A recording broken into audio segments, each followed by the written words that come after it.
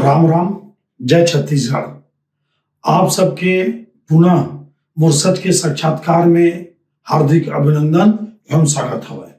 आज हम अपन ये वीडियो के माध्यम से बिलासपुर जिला के जो 4 सीट है, जेमा बिलासपुर शहर, बेलतरा, तखतपुर और मस्तूरी, ये चारों सीट के हम आपके सामने विश्लेषण करबो और ये देखबो कि इन चारों सीटों में कौन से पार्टी की काय स्थिति है। एक चीज आप मतलब बता दूं मैं कि ये जो चारों सीट है, ये चारों बिलासपुर शहर से जुड़े हुए सीट है।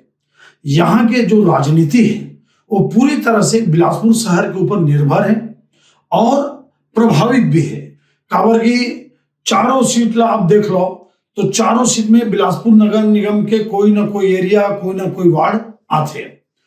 और सिर्फ अगर हम बिलासपुर को अगर छोड़ दें तो बेलतरा में जोगी कांग्रेस पिछले चुनाव में 38,000 वोट पाए, अनिल टाजी। आपका तखतपुर में संतोष कौशिक गुरु जी मात्र 2,500 वोट से चुनाव हारे। और मस्तूरी में तो ट्रायंगल फाइट था, कांग्रेस, बीजेपी और बसपा। शुरुआत करते हैं बिलासपुर विधानसभा से। आप सबको बता दूं कि बड़ा उलटफेर हुआ 2018 के चुनाव में। शैलेश पांडे जी जो रमन यूनिवर्सिटी से जुड़े हुए थे, रजिस्ट्रार थे, युवा नेता थे, कांग्रेस पार्टी ने उनके ऊपर दांव खेला। और एक चीज आपको बताता चलूं जो मेरे को पता है कि भूपेश बघेल जी उनको उस समय प्रदेश अध्यक्ष थे 2018 में, वो उनको कोटा से लाना चाहते थे क्योंकि जो उनकी सीवी रमन यूनिवर्सिटी है जहां को रजिस्ट्रार थे वो कोटा विधानसभा में पड़ता है, कोटा के आसपास वो यूनिवर्सिटी स्थापित है।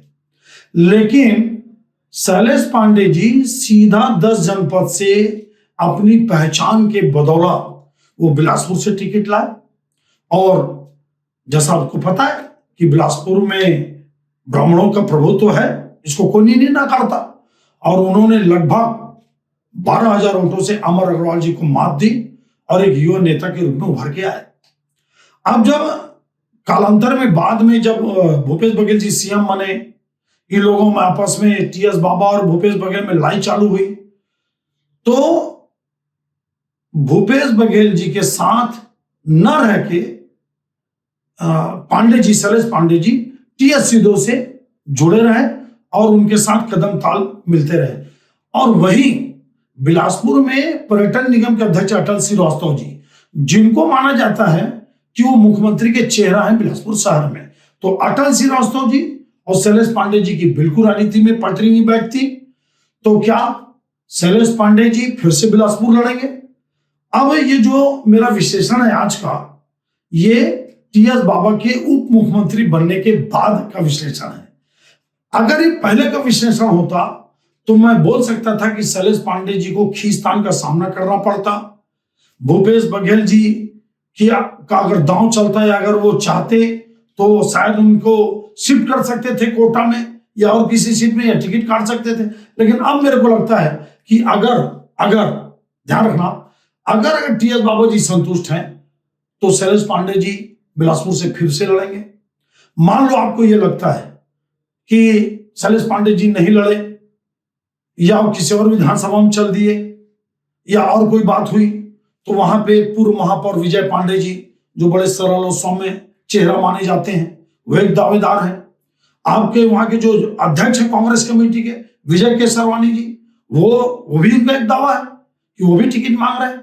हाँ, अटल श्रीवास्तव जी जो बिलासपुर शहर में रहते हैं, पूर्व लोकसभा के प्रत्याशी रहे हैं, वो बिलासपुर से टिकट नहीं मांग रहे हैं, वो बेलतरा से ज्यादा इच्छुक हैं टिकट मांगने के लिए। तो खैर, बेलतरा की बात करते हैं। अब बीजेपी से कौन? कांग्रेस से अगर शैलेश पांडे जी रिपीट होते हैं, 12,000 वोट से जीते, सीधा 10 जनपद में उनकी पहुंच है, उनकी पकड़ है, टीएस बाबा के करीबी हैं, तो अब मेरे को नहीं लगता कि अब स्थिति बहुत कुछ बदलेगी। तो भारतीय जनता पार्टी से कौन? देखिए, बिलासपुर अमर अग्रवाल जी उसको गढ़ बना लिए थे बीजेपी का। अमर अग्रवाल जी रहने वाले खरसिया के थे, लेकिन वो चुनाव लड़ते थे बिलासपुर में और अपने आप को बिलासपुर का निवासी को बना चुके थे। लगातार 3 चुनाव जीते। क्या 12,000 वोट से हारने के बाद अमर अग्रवाल जी को भारतीय जनता पार्टी टिकट देगी? और ध्यान रखिए आप, पितृपुरुष कहने वाले मध्य प्रदेश की राजनीति में और छत्तीसगढ़ की राजनीति में भारतीय जनता पार्टी के पितृपुरुष कहने वाले स्वर्गीय लखीराम अग्रवाल जी के पुत्र हैं आपके अमर अग्रवाल जी। तो क्या भारतीय जनता पार्टी जैसे चाह रही कि हम बहुत सारे टिकट में बदलेंगे, क्या बिलासपुर में अमर अग्रवाल की टिकट कटेगी? कट सकती है। मैं आपको बता रहा हूं, मेरा विश्लेषण कि उनकी टिकट कट सकती है। तो फिर कौन? तो आपको एक बड़ा नाम बताता हूं मैं, डॉक्टर विनोद तिवारी। इनके परिवार में कई डॉक्टर हैं, ये लोग आरएसएस से जुड़े हुए लोग हैं, इनका घोटियागिरी है, आसपास के इलाके में इनका बहुत प्रभाव है, बहुत लोकप्रिय डॉक्टर हैं। डॉक्टर विनोद तिवारी आपको बिलासपुर से भारतीय जनता पार्टी के प्रत्याशी हो सकते हैं, ये आप मान के चलिए। बहुत ज्यादा संभावना, लड़ाई जोरदार होगी। आपको मैं बता दूं, इतनी जबरदस्त टक्कर होगी। अगर शैलेश पांडे जी और डॉक्टर विनोद तिवारी में लड़ाई हुई तो कुछ भी हो सकता है। तो ये तो डायरेक्ट फाइट होगी बिलासपुर में।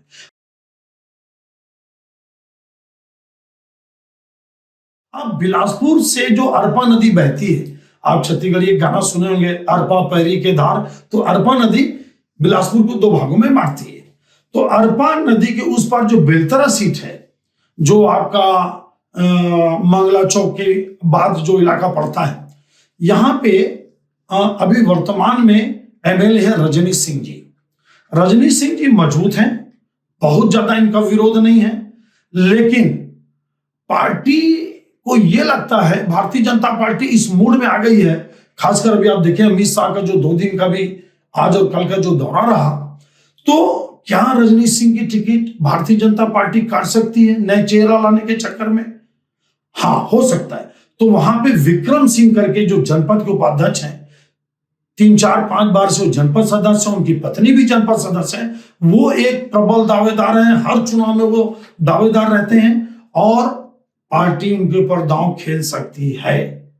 अगर मान लो बिलासपुर से कोई समीकरण बदला, तो वहां पे एक डॉक्टर है, बड़े फेमस डॉक्टर हैं, डॉक्टर रजनीश पांडे जी। वो भी जुड़े हुए आरएसएस से, आरएसएस के लोगों से उनके संबंध बताए जाते हैं, बहुत अच्छे संबंध बताए जाते हैं, बहुत बड़े डॉक्टर हैं, प्रथम हॉस्पिटल उनका एक अस्पताल है। इस प्रकार से हम देखते हैं तो बीजेपी से रजनीश सिंह, विक्रम सिंह जी और आपका रजनीश पांडे जी डॉक्टर। अब कांग्रेस से कौन? तो कांग्रेस से यहां पे पिछला जो चुनाव लड़े थे राजेंद्र साहू जी। राजेंद्र साहू जी बहुत कम वोट से हारे थे, मेरे ख्याल से अगर मैं गलत ना हूं तो 5-6 हजार के आसपास। राजेंद्र साहू जी, जिनको डब्बू कहते हैं, वो एक प्रबल दावेदार है। बिलासपुर के जो महापौर है रामशरण यादव जी, वो भी प्रबल दावेदार हैं। पर्यटन निगम के अध्यक्ष भूपेश बघेल के करीबी, बहुत करीबी अटल श्रीवास्तव जी, वो भी एक दावेदार हैं। लेकिन आपको एक नाम और बता दूं, आप सब सुने होंगे, मुख्यमंत्री के सलाहकार हैं प्रदीप शर्मा। जो नरवा, घुरवा, गरवा, बाड़ी, ये जो योजना है, ये प्रदीप शर्मा जी का ये योजना है, उनके दिमाग की उपज है। ये विदेश में भी कई बार जा चुके हैं। इनके ख्याल में, इनके दिमाग में नई नई योजनाएं आती रहती हैं और मुख्यमंत्री के बड़े करीबी हैं। गोबर खरीदी भी योजना इन्हीं की है। तो आप आश्चर्य ना करें अगर भूपेश बघेल जी को यह लगेगा कि प्रदीप शर्मा जी मजबूत हैं, बेलतरा के रहने वाले, तो प्रदीप शर्मा जी भी दावेदार है। बड़ी लंबी लिस्ट है। और एक कर्मचारी नेता है क्रांति साहू जी, वो भी ये टिकट मांग रहे हैं। तो रामशरण यादव जी, राजेंद्र साहू जी, प्रदीप शर्मा जी, रामशरण यादव जी, क्रांति साहू जी। अब देखना यह है कि भारतीय जनता पार्टी किसको लड़ाती है। रजनीश सिंह को रिपीट करती है, विक्रम सिंह को देती है, कि डॉक्टर पांडे जी को देती है, कि कांग्रेस राजेंद्र साहू को रिपीट करती है? क्या, मेरे को तो मुश्किल लगता है कि रिपीट करेगी। तो क्या रामशरण यादव प्रबल दावेदार हैं, वो हो सकते हैं। प्रदीप शर्मा जी दावेदार हैं, जो सलाहकार हैं, वो हो सकते हैं। और जो मैंने और 2 नाम बताया आपका क्रांति साहू जी, ऐसे अटल श्रीवास्तव जी। अब ये देखना है कि किसके बीच में लड़ाई होती है। अगर विक्रम सिंह जी बीजेपी के नए प्रत्याशी हो गए तो मान के चलिए कांग्रेस से भी वहां नया प्रत्याशी आ सकता है। अब इंतजार करिए कि क्या होता है। अब आप आइए तखतपुर।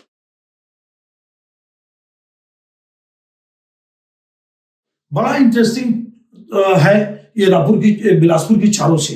तखतपुर भी जो सकरी वाला इलाका है, या जो आपका पुल है, जो नया रेलवे स्टेशन है आपका बिलासपुर का, नया रेलवे स्टेशन के बाद से जो इलाका पड़ता है वो पूरा तखतपुर एरिया में आता है। तो तखतपुर के वर्तमान जो विधायक हैं वो रश्मि सिंह जी हैं। ये भी छात्र नेता रही, संसदीय सचिव हैं। इनके पति आशीष सिंह जी, ये भी छात्र नेता रहे। और आपको बता दूं मैं, बलराम सिंह ठाकुर जी की ये बहू है। तो क्या रश्मि सिंह जी को टिकट मिलेगा? मेरे को कठिन लगता है। देखिए, आपको मैं साफ साफ कई बातों को बोलता हूं, मेरे को नहीं लगता कि रश्मि सिंह जी को टिकट मिल सकता है। तो क्या उनके पति आशीष सिंह जी को, जो छात्र नेता रहे, दमदार नेता रहे, पिछले चुनाव लड़े थे, तो क्या आशीष सिंह जी का, अगर इनके परिवार से बाहर टिकट गई तो आप एक नाम नोट कर लीजिए, संतोष कौशिक जी। संतोष कौशिक जी पिछला चुनाव तखतपुर से जोगी कांग्रेस से लड़े थे, 2,500-3 हजार वोट से हारे। बड़ा जोरदार चुनाव था। यहां से बीजेपी से हर्षिता पांडे जी लड़ी थी, जो भारतीय जनता पार्टी के पूर्व सांसद बड़े नेता स्वर्गीय मनोहर लाल पांडे जी की सुपुत्री है, लेकिन वो तीसरे नंबर पे थी। तो आप ये मान के चलिए कि क्या स्थिति डेवलप होगी कांग्रेस में अगर ठाकुर परिवार से सीट नहीं बदली गई तो आशीष सिंह या रश्मि सिंह का मेरे को मुश्किल लगता है, आशीष सिंह। और अगर बदली गई तो संतोष कौशिक जी, गुरु जी। अब आइए भारतीय जनता पार्टी। राजू छत्री सिंह जी यहाँ के पिछले उम्मीदवार थे, उसके पहले वो एमएलए थे। यहां पे आपको मैं बता दूं, जब मैं मुंगेली जिला का विश्लेषण कर रहा था तो जो लोरमी के विधायक हैं जोगी कांग्रेस से, धर्मजीत सिंह जी, बड़ा नाम है, वो भारतीय जनता पार्टी में लगभग जुड़ चुके हैं। टेक्निकल कारण है, उसके कारण उनका प्रवेश नहीं हुआ। क्या भारतीय जनता पार्टी उनको तखतपुर से टिकट देगी? बहुत संभावना है कि आप धर्मजीत सिंह जी को भारतीय जनता पार्टी से तखतपुर से लड़ते हुए आप पाएंगे। तो लड़ाई जोरदार होगी, आप देखते जाइए। धर्मजीत सिंह भारतीय जनता पार्टी जी से लड़ सकते हैं। क्या अरुण शाह, जो मैं बताया था कि वो लोरमी लगभग लड़ेंगे, यह मान के चलिए, क्या वो तखतपुर भी लड़ सकते हैं? रायपुर बिलासपुर से लगी हुई सीट है, लेकिन संभावना मेरी धर्मजीत सिंह की ज्यादा लगती है। और कांग्रेस से रश्मि सिंह, आशीष सिंह, पति पत्नी, और संतोष कौशिक जी। आपको एक बार बता दूं, यहां पे तखतपुर में जोगी कांग्रेस बहुत दमदारी से चुनाव लड़ी थी।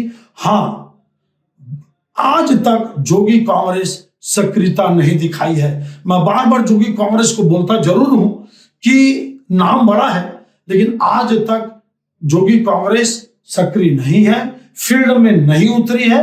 अब देखते हैं कि होता क्या है, लेकिन बसपा यहां चुनाव लड़ेगी। मैं फिर आपको बोल रहा हूं, एक बिलासपुर शहर को आप छोड़ दो तो बिलासपुर जिले की 3 सीट जो बस्ती है, बेलतरा, आपका तखतपुर और मस्तूरी, बीएसपी बहुत मजबूत है। तो यह हो गया आपका बिलासपुर का विश्लेषण, आपका बेलतरा का और तखतपुर का। अब आइए मस्तूरी।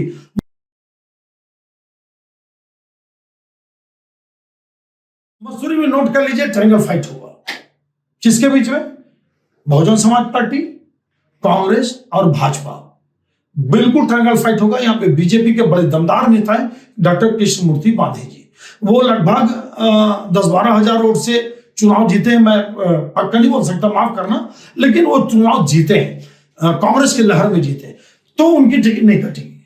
मैं बिल्कुल इसे दूसरा नाम नहीं ले रहा हूं भाजपा में कि उनकी टिकट नहीं पड़ेगी। अलग बात है कि भारतीय जनता पार्टी कब किसको टिकट दे दे, मैं नहीं बोल सकता, लेकिन मैदानी इलाकों की जमीन को देखते हुए डॉक्टर कृष्णमूर्ति बांधे की टिकट नहीं कटेगी। बहुजन समाज पार्टी से जयंत पाटिल जी लड़े थे, अच्छा टक्कर दिए, सेकंड नंबर में आए। यहां पे आपको बता दूं, मैं कांग्रेस थर्ड में थी।